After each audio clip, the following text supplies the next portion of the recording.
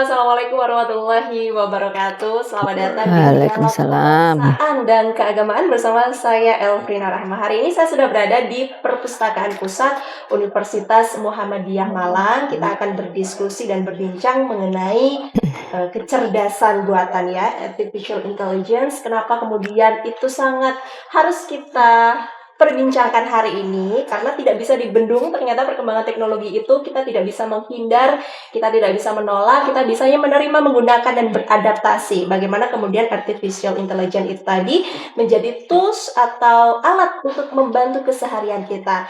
Hari ini temanya adalah peran kecerdasan buatan dalam pembelajaran. Sudah hadir di samping saya dua sumber yang luar biasa. Saya perkenalkan untuk Anda, ada Profesor Dr. Roro Eko Susetyarini, MSI. Beliau adalah seorang dosen pendidikan biologi UMM. Kita sama dahulu. Assalamualaikum warahmatullahi wabarakatuh. Waalaikumsalam, Mbak.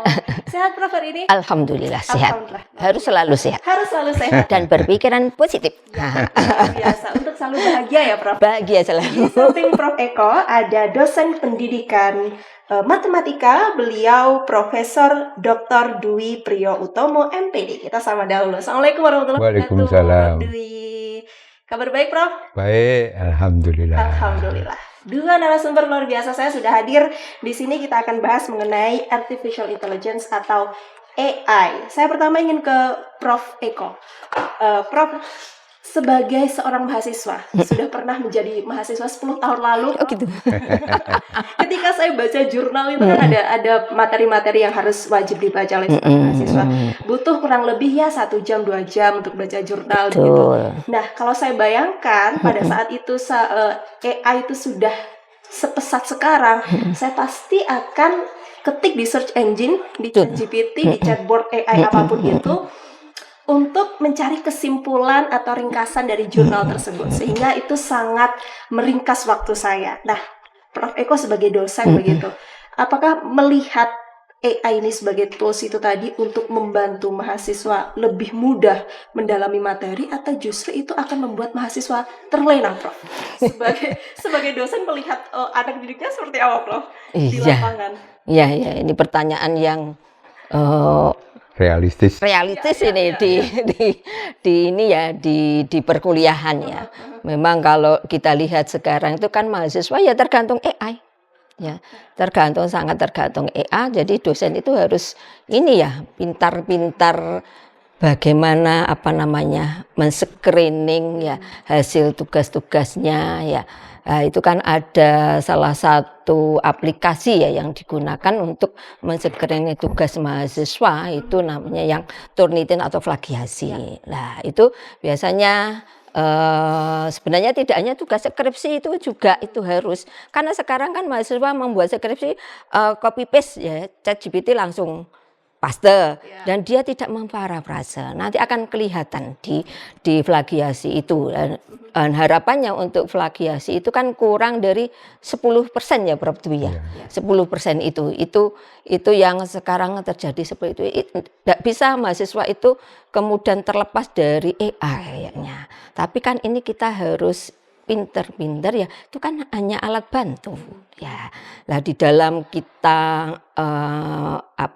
mendidik mahasiswa, itu kan mahasiswa itu harus kita didik tidak hanya ilmu ya atau kontennya, tapi kan nilai-nilai moral perlu. Bagaimana dia nanti dengan AI itu nilai moralnya kemudian dia hidup di masyarakat atau pada saat bekerja. Seperti itu harus kita didik ya, karena ChatGPT macam-macam itu kan nggak punya apa, Prof? Nggak punya perasaan ya. Nggak punya jiwa ya. Itu nilai-nilai moral itu memang perlu kita tanamkan di mahasiswa. Kalau kita lihat sekarang mahasiswa itu kan nilai moralnya agak turun ya. Gradasi. Dengan AI itu tadi nyontek atau kecurangan. Ya, itu sebenarnya kan alat bantu, tapi harus pintar-pintar ya memparafrase supaya nggak kekurangan dosennya.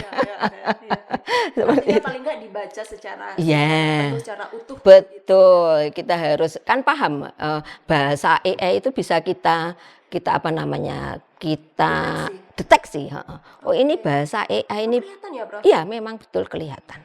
Ya bahasanya ya seperti itu, bahasanya AI seperti itu. Itu saya kira, Mbak. Ya. Prof Dwi melihatnya fenomena mahasiswa yang ya masif dengan adanya AI memanfaatkan itu sebagai tools harusnya ya, dan kemudian membantu sebenarnya harusnya dalam tugas-tugas mereka.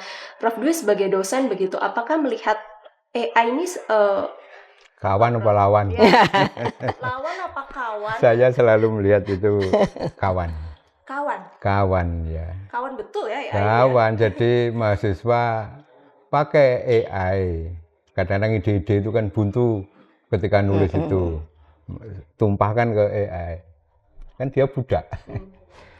Buat prompting, ya, bantu saya membuat pendahuluan, buat rasionalitas atas persoalan dengan tema ini. Mau dia, pasti mau.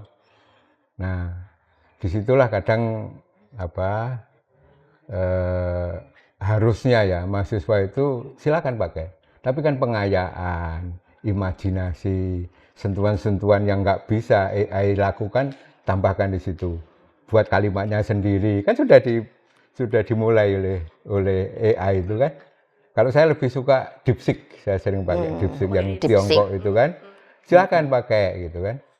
Nah, nanti kembangkan sendiri. Kan pasti kalimatnya tadi yang Prof Eko sampaikan, kalimatnya kadang lucu. Harusnya mereka bisa. Iya, kelihatan. Tapi sangat membantu harusnya.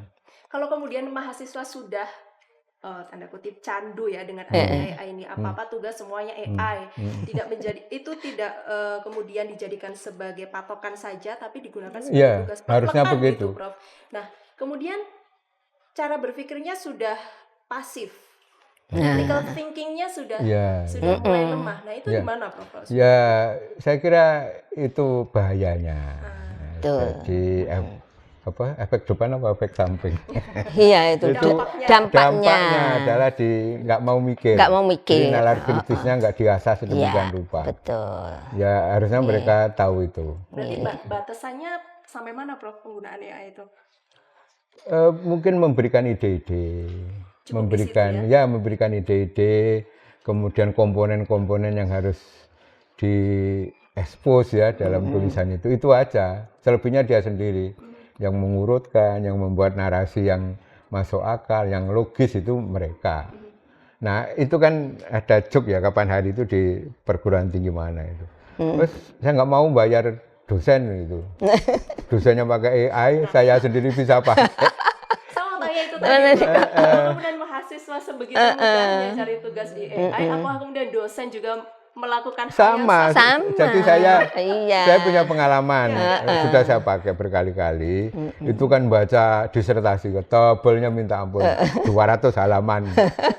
Terus saya minta dipotong-potong per bab gitu. Kan tinggal masukkan di di DeepSeek, file, terus prompting. Kan saya tinggal ngeprom, review itu naskah itu, kan ada review. Terus saya cek pasti. Kadang-kadang ada istilah yang aneh apa ini gitu kan, pasti begitu. Jadi kelemahannya, jadi saya baca lagi. Tapi sangat membantu, Misalnya koherensi antara alinea 1 dengan alinea 2 orang koheren, atau repetisi itu dia sebut cepat gitu. Nah gitu kan, ya akhirnya nyocokkan kita itu, membaca lagi. Oh iya ini berulang-ulang ini, bulan ini kapan ini sampai ke poinnya ini kok mubeng-mubeng. Nah itu bisa kok. Mudah sekali, terbantu sekali gitu. Tapi pasti ada cek-ceknya, harus begitu. Kalau enggak kita lempar ke mahasiswa ini kritiknya, reviewnya itu, mereka lucu loh, apa ini Pak? Itu saya kira sangat membantu. Kalau dosen aja kemudian menggunakan AI sebagai alat bantu ya dalam mendidik mahasiswanya begitu, apakah kemudian mahasiswa bisa menihilkan dosen tersebut? Oke, kalau dosen aja pakai itu ya sudah. Saya juga pakai AI. Menihilkan, saya kira enggak bisa. Nggak bisa ya, Ya itu tadi punya perasaan, kemudian nilai-nilai moral karakter kan perlu kita tanamkan. Ya, kalau kita lihat sekarang kan memang itu nilai-nilai karakternya sudah luntur.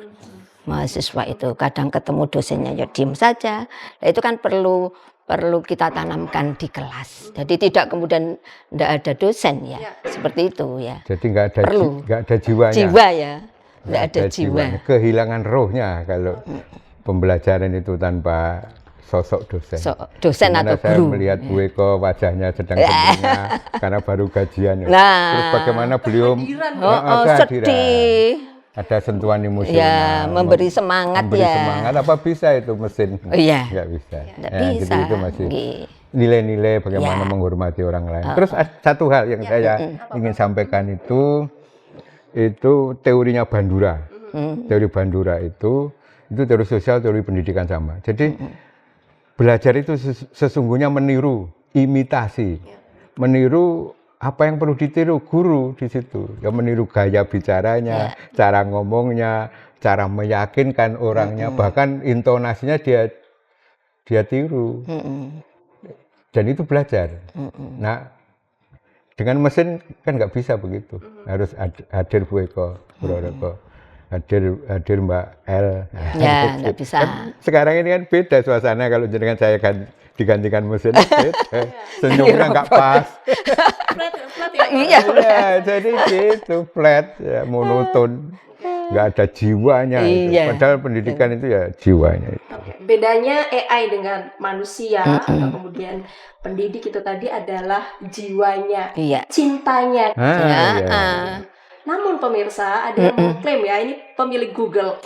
Ketika Lambda kemudian launching, mereka mengeklaim bahwa Lambda ini sebagai AI punya perasaan. Kepada manusia. Nah, bagaimana kita melihat fenomena tersebut? Akan kita bahas usai jeda. Tetaplah bersama kami di Dialog Kebangsaan dan Keagamaan.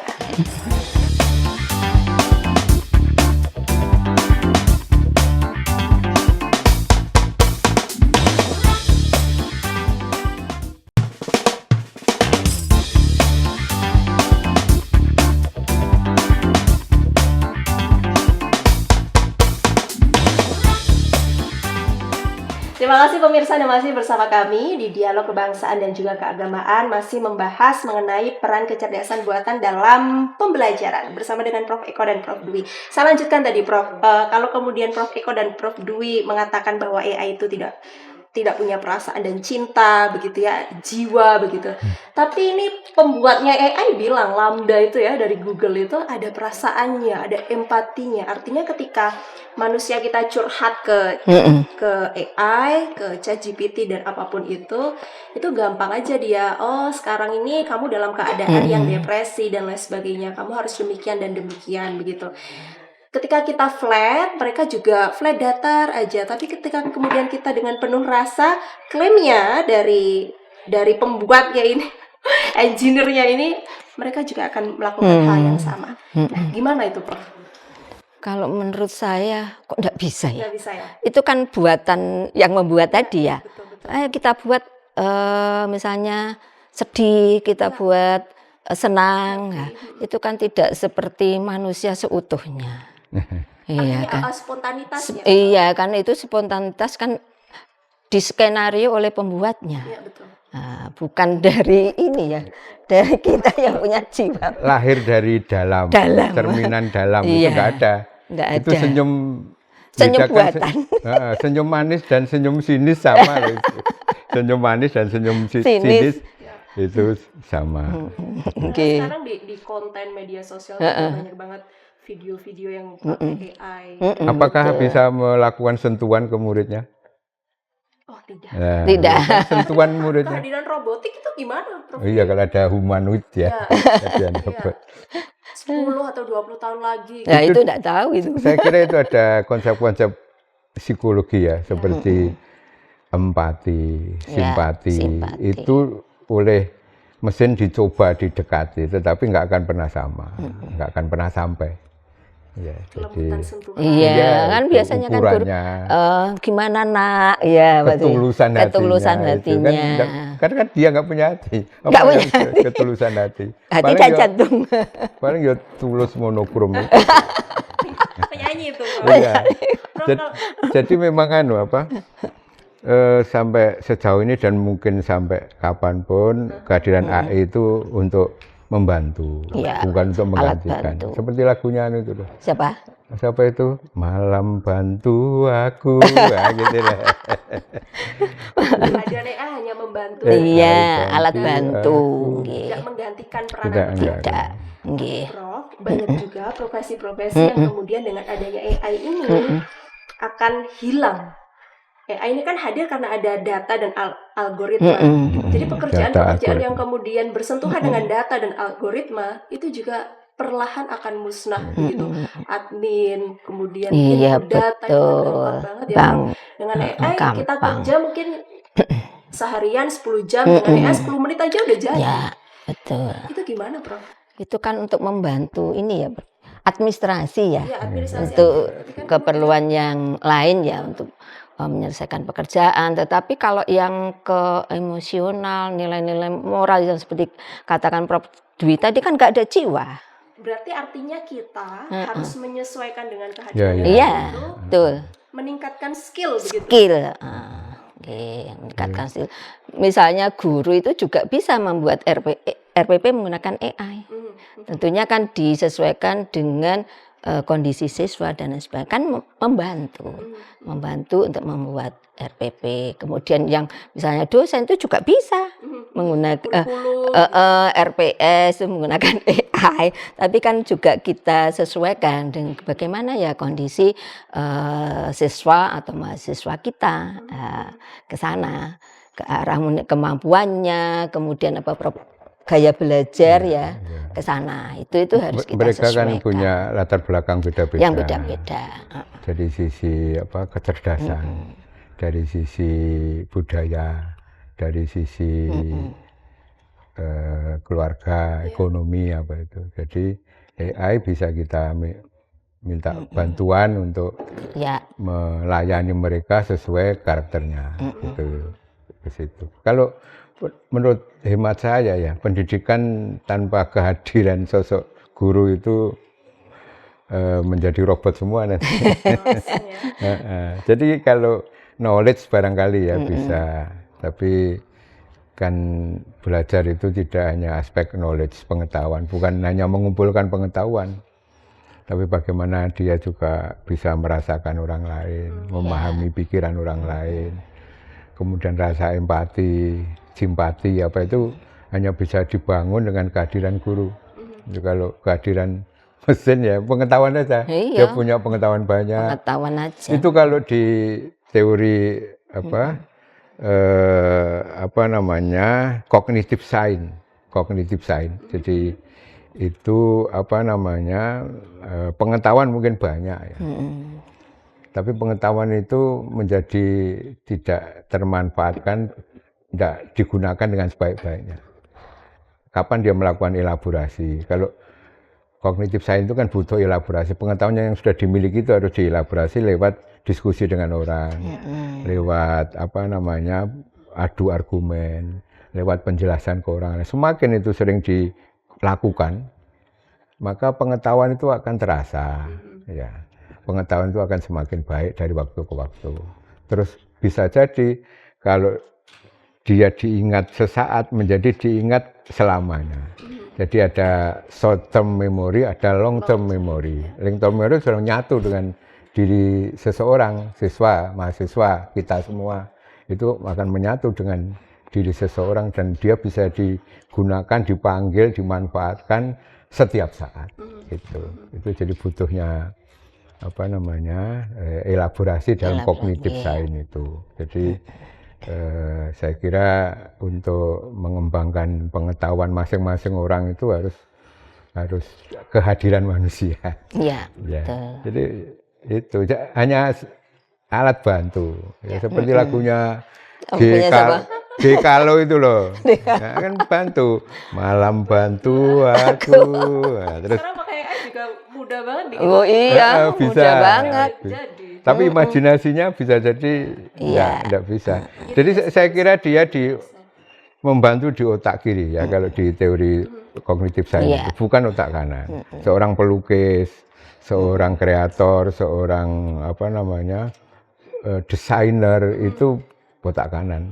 Jadi hanya bantu saja, nggak bisa dia memproduk sesuai produk otak kanan masing-masing orang. Mungkin desainnya ada, tapi Iya. jika dibandingkan dengan Iya. desainer manusia begitu Iya. akan berbeda. Itu akan berbeda. Jadi akan masih peran orang masih Ya. penting itu. Yang tadi untuk membantu mencari ini ya, knowledge apa kognitif itu kan juga kehadiran guru atau dosen kan perlu. Ya, Apakah untuk konsepnya benar atau tidak? konfirmability Ya, konsepnya benar apa enggak? Ya, Nah, konfirmability. ya, Jadi, konfirmasi. konfirmasi guru. Ya, Ya. benar. Tuh. Iya. Sebagai konfirmasi. Iya, kadang kan jawab seenaknya kadang ya. Karena datanya Nah, Datanya banyak. banyak, tapi ternyata di situ ada kesalahan konsep. Nah, itu yang sangat fatal. Jadi Seperti dia itu. bisa mengkonfirmasi, memvalidasi. Memvalidasi. Oke. Nah, itu guru atau dosen perlu. Nah, robot bisa. ya. Karena biasanya AI juga akan lebih manut ya Prof ya dengan kita tuh kayaknya. Iya, kan Iya, kita ini kan Iya kamu ke sana, aja. kamu ke sana. Kalau dosen kan ada Iya. standarnya. Oh, Kamu ke sana enggak mau. Prof, saya sebagai orang generasi Z Gen Z, Z, melihat ya. AI atau kemudian menggunakan AI ini sedikit tanda kutip gagap, Prof. Iya, karena beda dengan generasi alfa Betul. mungkin ya, kemudian Iya. lahir atau beta yang Beta, nanti Iya. lahir dengan AI begitu. Nah, bagaimana kemudian jenengan profesor atau kemudian dosen-dosen di UMM ini yang lebih sepuh begitu ya melihat AI, menyesuaikan AI, apakah juga kesulitan Menyesuaikan. sama? Ya, tapi kita harus belajar. Ya. Harus semangat untuk belajar, mengikuti terus ya perkembangan di zaman ini. Kalau enggak kita ketinggalan. Ini apa gagap? Ya, sekarang kan banyak sekali ya Prof Dwi untuk membuat satu artikel itu kan ada macam-macam ini AI yang di platform yang digunakan. Kita harus belajar. Jadi tidak boleh ketinggalan. Biarpun yang tua loh ya. Kita kan tua ya. Jadi Senior maksudnya. harus berdamai. Berdamai Damai sesuai dengan dengan jadi kan jalani saat ini harus belajar, tataplah masa depan.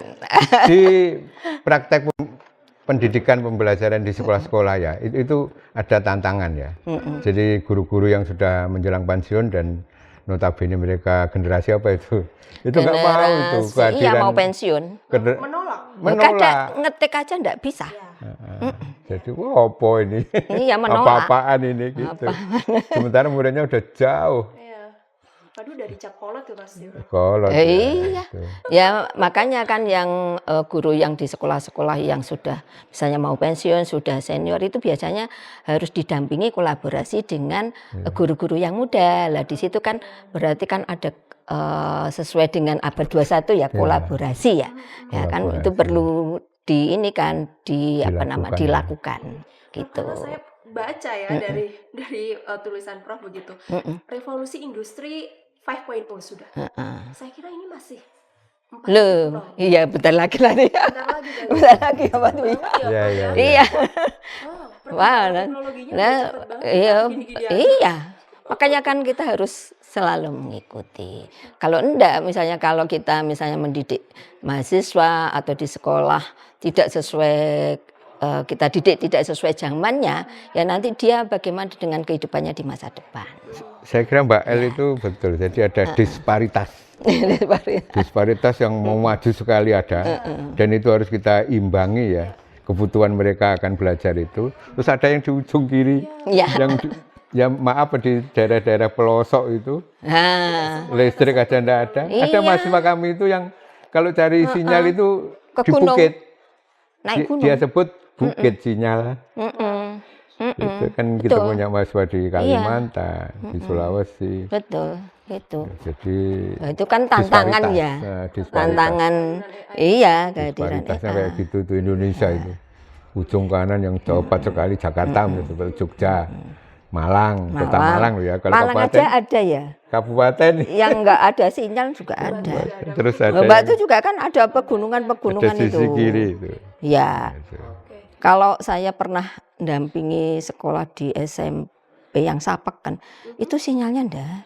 Sampai Sapekan itu pulau di Madura. di Madura itu perjalanan kapal 8 jam, nanti masih naik kapal lagi sekitar 6 jam. Wow. itu internetnya apa itu namanya Pak? Cakatnya internet. Iya. Itu pakai bambu.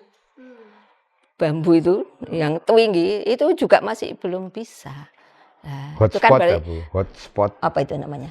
Ya yang anu hotspot. Apa itu menaranya itu loh, Oh, menaranya menara, untuk ya. wifi itu loh, BTS. itu dia pakai bambu ya, berarti kan infrastruktur ya, berarti itu kan Infrastruktur. tantangan. Nah, apalagi yang 3T ini enggak tahu ini Terluar, terluar, tertinggal, tertinggal. Aku ya. terapa lagi Terluar. itu. Daerah-daerah yang terisolir. Iya, di Malang aja sebenarnya masih ada kan di kabupaten Kabupaten Malang. sebenarnya tidak hanya di luar Jawa, di Malang aja kemungkinan Kabupaten. masih ada. Yang enggak ada sinyal. Iya, infrastrukturnya, Itu aja, betul. tapi sedangkan perkembangan, di luar sana nah, udah cepet banget. Ya. Di luar negeri ya, Iya. bagaimana kemudian kita SDM Iya. Indonesia ini bersaing Betul. dengan SDM luar negeri yang wow, dengan perkembangan teknologi sepertinya kita harus cepat-cepat, udah nggak boleh duduk diam, udah harus baca, Iya, betul. beradaptasi dengan segala perubahan. Kalau di kota yang sudah melek IT, melek AI, itu ada bahayanya Mbak El. Apa itu? Mereka bisa mengakses sesuatu informasi, gambar, video apapun yang belum umurnya, belum waktunya. Roblox sekarang Prof tuh game buat Tidak anak-anak. udah Iya, di itu. ini ya, Ya, Udah itu. ada konten-konten kontennya. Ya itu. pornografi di sana. Dan, Betul. oh, bahaya banget itu. Bahaya. itu. Jadi betul. guru juga harus menjangkau itu.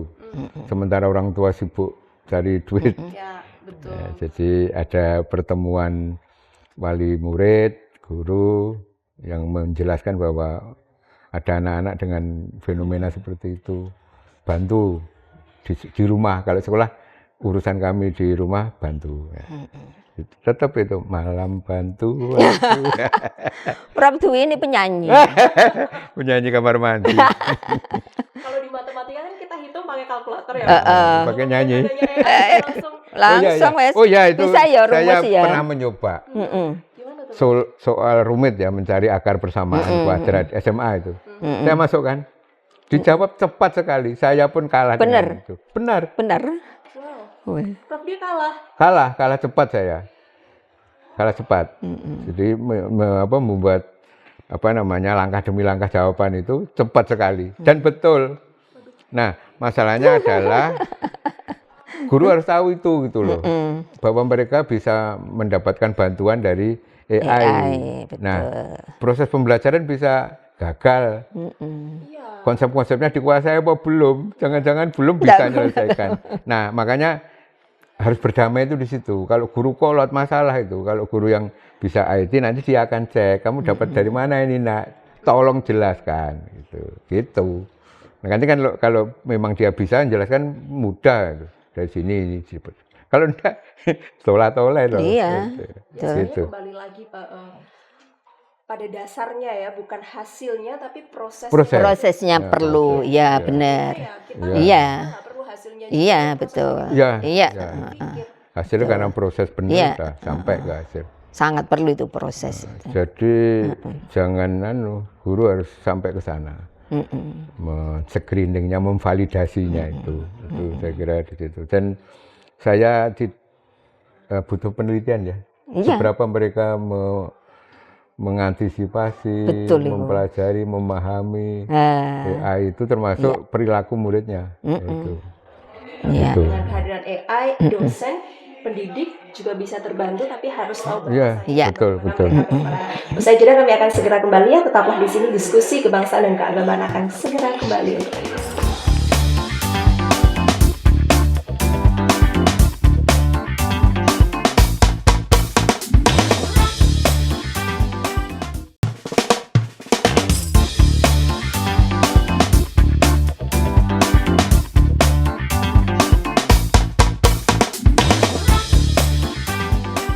Masih bersama di diskusi kebangsaan dan keagamaan tentang Artificial Intelligence atau AI, kecerdasan buatan dalam pembelajaran. Kita lanjutkan sudah pada segmen terakhir hari ini. Nanti kita masuk ke kesimpulan, namun sebelum itu Prof, dengan adanya AI ini bagaimana kemudian dosen secara lebih lanjut begitu mengadaptasi kemajuan teknologi dan membantu mereka untuk membuat atau mendesain kurikulum yang bagus luar biasa. Kalau sebelum AI udah bagus banget, harusnya dengan adanya AI udah luar biasa bagus harusnya. Mahasiswanya kalau dulu SDM-nya udah pinter, sekarang dengan adanya AI harusnya Ya, udah istimewa banget harusnya. harusnya. Harusnya ya, Prof. Gimana ya? Semoga. Ini terima kasih. Di UMM ya itu sudah ada rekonstruksi kurikulum. Oke. Ya, di mana di kurikulum itu dimasukkan mata kuliah yang ke arah AI, misal teknologi digital, kemudian digitalisasi dalam pembelajaran, karena kan kita pendidikan ya di FKIP itu ada 2 itu. Sebenarnya yang dulu itu sudah ada sih, tapi ini kan dimantapkan lagi yang nanti manfaatnya kalau mereka jadi guru tidak gaptek teknologi. Nah, itu sudah dilakukan untuk rekonstruksi kurikulum di universitas ya, di UMM. Yang untuk di sekolah ya mungkin nanti Prof Dwi akan menambah. Satuan pendidikan itu kan juga ada kebijakan dari Menteri Pendidikan kan ya. Di kurikulum itu sudah memasukkan coding dan AI. Oke. Jadi masuk ke mata pelajaran mapel pilihan ya untuk tingkat SD, SMA dan SMP. Nah, udah masuk. Berarti kan sudah terjadi mengikuti zaman ya. Mengikuti zaman nanti supaya mahasiswa kita atau murid-murid kita yang nanti sudah lulus itu bisa beradaptasi dengan kehidupannya sehari-hari. Ya, kita kan tidak tahu nanti bagaimana, apakah semuanya robot, kita ya nggak tahu. Seperti itu Mbak. Berarti sudah ada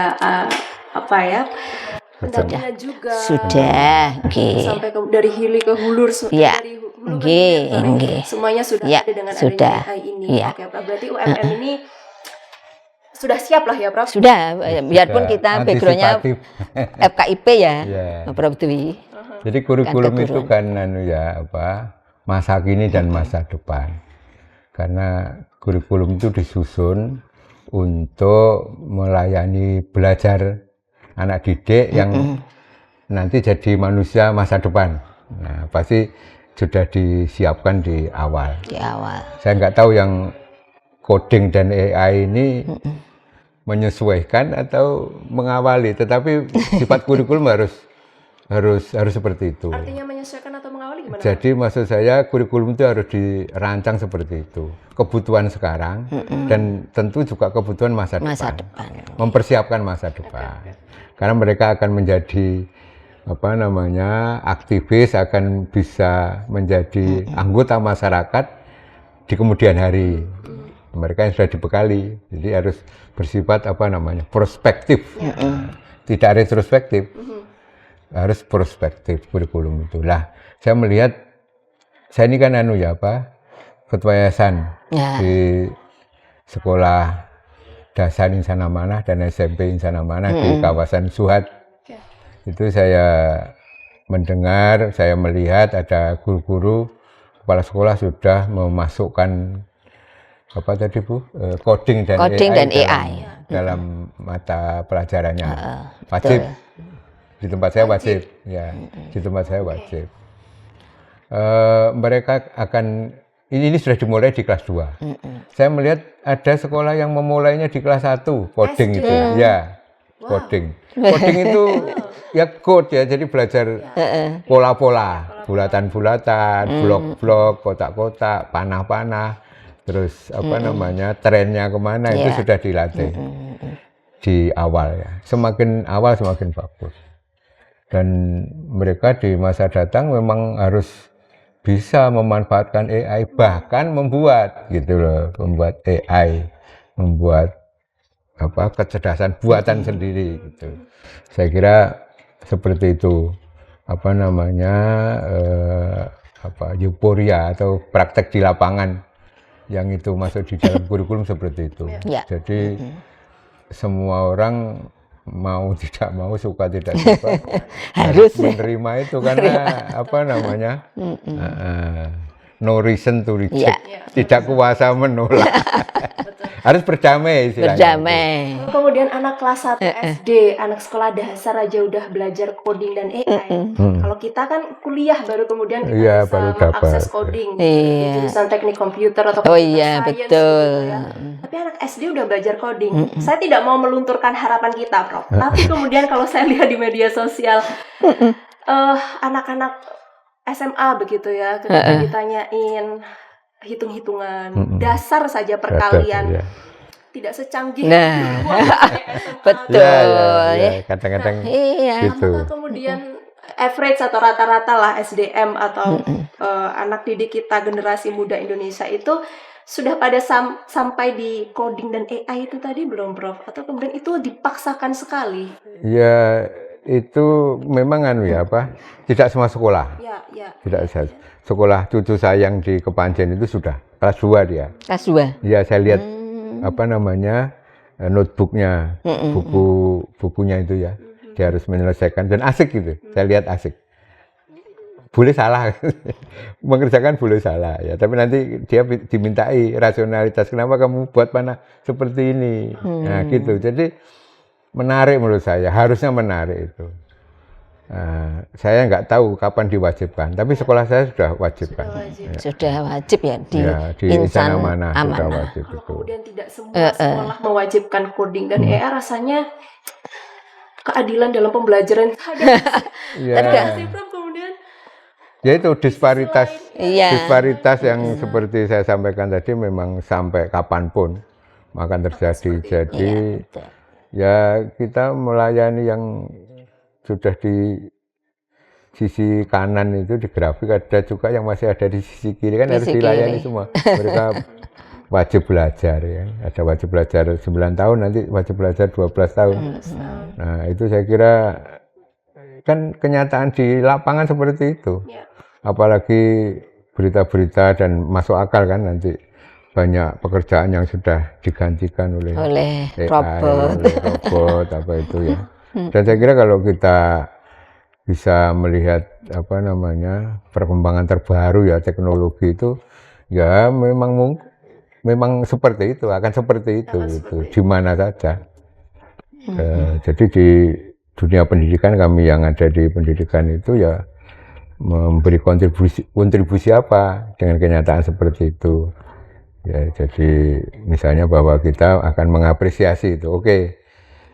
Terus coding dan AI ya, coba dibiasakan gitu, karena akan berpijak di bumi yang mana mereka nanti kalau nggak diajari itu gitu. Saya kesadaran kemampuan diri sendiri, apakah saya punya skill seperti ini? Ya. Bagaimana kemudian dunia sebenarnya harus kita lihat dengan seksama juga. Apa kemudian skill saya bisa masuk ke sana? Ya. Kalau nggak, kita harus belajar dulu gitu. Ya. Sedangkan teman-teman kita di daerah Ya, betul. terisolasi tadi Belum tentu. Sekolahan belum siap. Infrastrukturnya belum ada. Nah, terus mereka juga tidak bawa misalnya HP. Ya, mungkin sudah disiapkan apa ini? Chromebook ya, kalau dulu ya belum masih. Ya kan pendidikan Itu. harus melayani semua. Kan sebenarnya itu kalau yang di daerah Sumeneb yang terpencil itu sebenarnya ada Chromebook, tapi ya itu tadi internet tidak ada. Kesiapan teknologinya di WiFi belum ke sana. Itu kan kendala. Bisa seperti ini kita hanya mengharapkan pemerintah Iya. utuh dan menyeluruh Betul. untuk Nggih. fasilitas dan infrastruktur Ya. yang Kebetulan saya di swasta ya, di sekolah swasta ya harus menyiapkan sendiri. Ya dari dana orang tua. Iya. Jadi kita akan mengikuti yang kita ingin posisi terdepan. Dari proses pembelajaran, hasil-hasil pendidikan juga kita ingin yang terbaik. Gitu. Berarti ada komite sekolah ya, Komite Prof, sekolah itu yang partnernya ya ke sana. tanpa mereka itu Iya. nggak bisa jalan. orang tua dituntut untuk tidak hanya memberikan Fasilitas. ekonomi, fasilitas kepada anak, tapi juga harus tahu perkembangannya. Ya, oke. Sekolah Betul, seperti betul, apa yang mereka butuhkan, kasih sayang dan kehadiran itu juga diperlukan. Iya, iya. Prof, kita sudah sampai pada ujung acara. Saya ingin Prof Dwi kemudian memberikan kesimpulan Prof terhadap diskusi kita hari ini tentang perkembangan kecerdasan buatan dalam pembelajaran. Ya, jadi gunakan semaksimal mungkin kecerdasan buatan untuk proses pembelajaran. Alat bantu sambil mengasah diri untuk para guru, para dosen mengasah diri untuk terampil menggunakan, terus meningkatkan penguasaan atas AI itu saya kira. Oke. Prof. Eko? Hampir mirip sih ya. Jadi AI silahkan digunakan sebagai alat bantu. Jangan kemudian menggantikan guru atau dosen. Karena sentuhan dari guru atau dosen sangat diperlukan sekali untuk mahasiswa maupun siswa yang ada di sekolah. Itu kan tidak tergantikan dengan robot. Tidak tergantikan dengan robot. Nah, kemudian juga yang tadi untuk kurikulum ya, itu selain ada yang di Prof Dwi tadi kan ada mata pelajaran wajib, tapi bisa juga kolaborasi dengan beberapa mapel ya untuk penggunaan AI. Dan guru harus menyesuaikan itu. Jadi SDM dari guru harus perlu kita tingkatkan ya, untuk belajar tentang AI. Biar nggak ketinggalan. Nggak Biar ketinggalan. nggak ketinggalan. Ya. Terima kasih banyak Prof. Iya, Dwi. sama-sama. Sama-sama. Sama-sama. Dan keagamaan kita berbincang mengenai AI. Setiap masa ada orangnya, setiap orang Ya, ada ya. masanya. Sekarang masanya AI. AI. Kecerdasan buatan. Bagaimana kita sebagai manusia juga harus beradaptasi dengan AI, tidak bisa menolak AI, kita menerima dan juga menggunakannya dengan baik. Saya Elvina Rahma pamit undur diri, kita ketemu lagi di episode selanjutnya. Wassalamualaikum warahmatullahi wabarakatuh. Waalaikumsalam.